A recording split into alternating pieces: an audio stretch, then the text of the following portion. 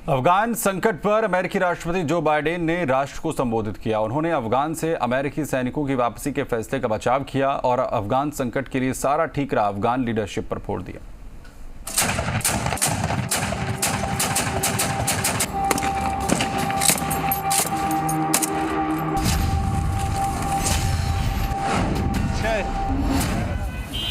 अफगानिस्तान की राजधानी काबुल में क्रूर तालिबान ने कोहराम मचा रखा है।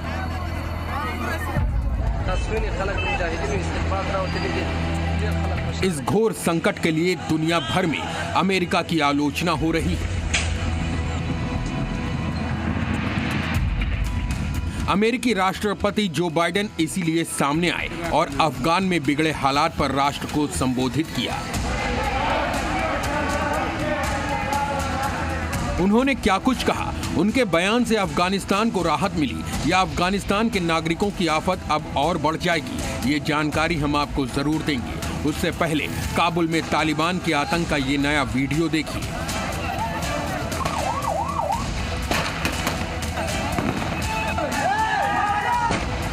इस वीडियो को तालिबान के काबुल पर कब्जा करने के बाद किसी अफगानी नागरिक के खिलाफ हिंसा की पहली तस्वीर कहा जा रहा है। ये तस्वीर आप जी न्यूज पर एक्सक्लूसिव देख रहे हैं। ये उस वक्त का खौफनाक मंजर है जब तालिबान के डर से एक अफगानी नागरिक काबुल एयरपोर्ट की बाहरी दीवार को फांदकर अंदर जाने की कोशिश कर रहा था, लेकिन तभी नीचे खड़े एक तालिबानी आतंकी ने उसे निशाना बनाकर फायरिंग की।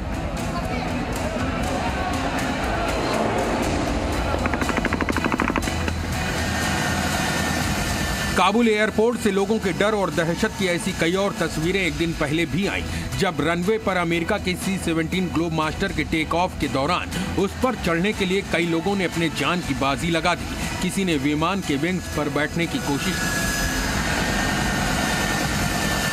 तो कुछ लोग टायर के सहारे ही विमान से लटक गए और विमान जब हवा में आया तो दो लोगों के आसमान से जमीन पर गिरने की तस्वीरें भी पूरी दुनिया ने देखी।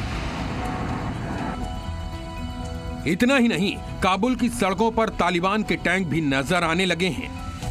अफगानिस्तान की सड़कों की जो सूरत हाल थी वो थोड़ी सी कशीदा नज़र आई। लोगों में खौफ का अंसर ज़रूर था। तालिबान जो हैं वो आपको जगह जगह चेक पोस्ट पर दिखते हैं। जो वो चेक पोस्ट जो कभी अफगान आर्मी कंट्रोल करती थी अब वो तालिबान के कंट्रोल में है। काबुल से इन्हीं खौफनाक तस्वीरों के सामने आने के बाद अमेरिका के राष्ट्रपति जो बाइडेन को सामने आना पड़ा और अफगानिस्तान से अमेरिकी सैनिकों को वापस बुलाने के फैसले का बचाव करना पड़ा। I know my decision will be criticized because it's the right one. It's the right decision for our people.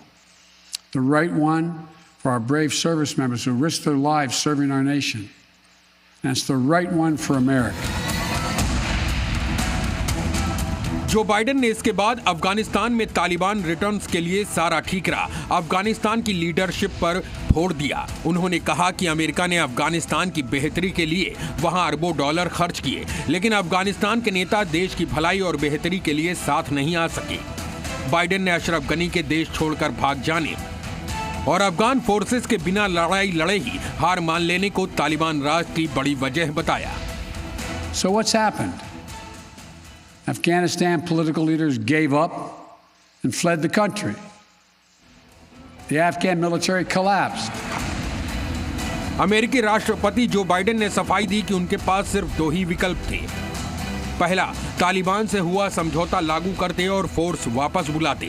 दूसरा, अफगानिस्तान में कई हजार सैनिक और भेजते और ये अंतहीन जंग यूं ही चलती रहती। लेकिन अमेरिका के हित के लिए, अमेरिकी सैनिकों की भलाई के लिए, अमेरिकी सैनिकों के त्याग को देखते हुए उन्होंने पहले विकल्प के साथ जाना ही ठीक समझा। I stand squarely behind my decision. After 20 years, I've learned the hard way that there was never a good time to withdraw U.S. forces. That's why we're still there. But I always promised the American people that I will be straight with you. The truth is, this did unfold more quickly than we had anticipated.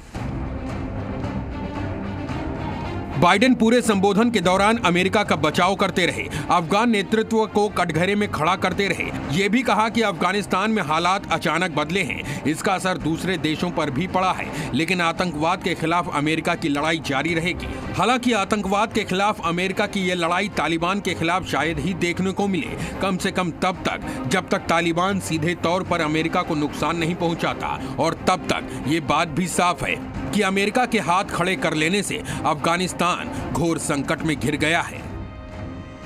Anas Malik, ji media, Kabul.